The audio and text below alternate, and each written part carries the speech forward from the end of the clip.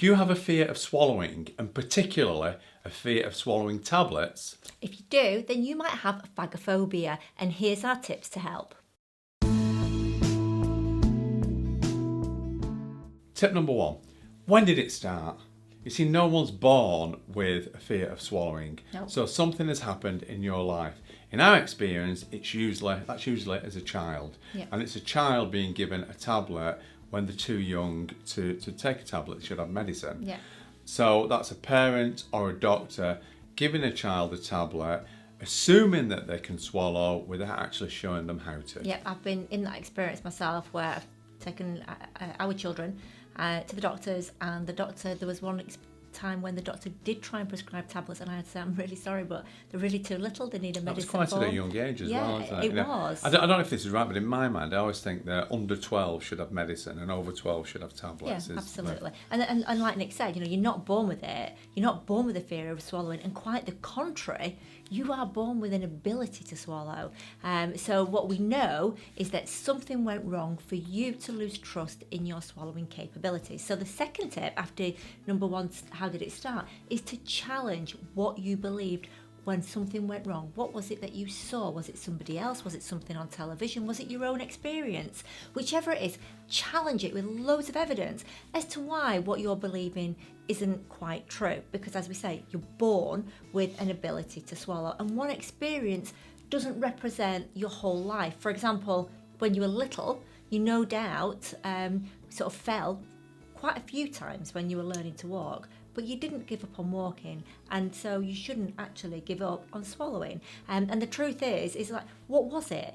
Was it actually swallowing's fault? Well, if you saw something, it wasn't. And if a doctor gave you a tablet that was too big, or you didn't know how to swallow, then equally that wasn't your swallowing's fault. Or maybe perhaps you were distracted. So is it your swallowing's fault that maybe you were distracted watching television? The good news is that if it was because of distraction, you'll never be distracted again. So the likelihood of anything happening again is very low indeed. That brings us to the next tip. What did you blame?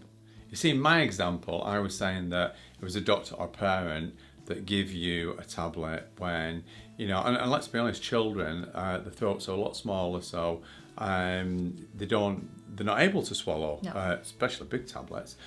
So what did you blame? Right, you won't blame you swallowing the fact that you can swallow, and you shouldn't blame the tablets. You should blame actually the doctor or the parent who gave you the tablet. Yeah. That's the difference. And tip 4.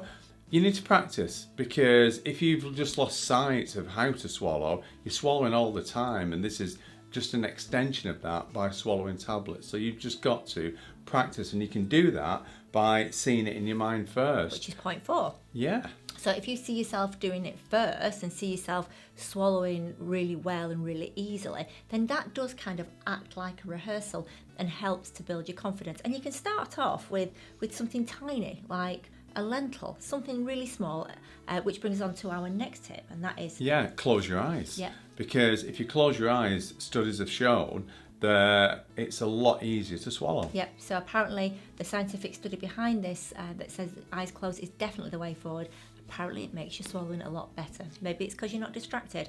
And finally, if you do have to swallow a tablet and no one's ever shown you how to do it, then be sure to have a huge glass of water, because it's just about momentum to push it down. That's right. The best technique is to put it as far back as you can on your tongue, and start with something small like a lentil, as far back on your tongue, big glass of water, swig it back until you head back at the same time, and it should go. Yeah, but the fact is that if you've ever had a bad incident with swallowing, that probably lasted a fraction of seconds. And if you work out how many seconds you've been alive, you'll notice that you've probably given swallowing a really sort of bad rap when it hasn't actually ever let you down. So if you're struggling with anything else, any phobias, fears, anxieties, panic attacks, do take a look around our channel, because we've got loads of films to help, in our book, which is called Conquering Anxiety, where we cover a whole host of anxiety disorders as well, with our 5-step formula and how you should approach it. Thank you so much. We really hope that's helped.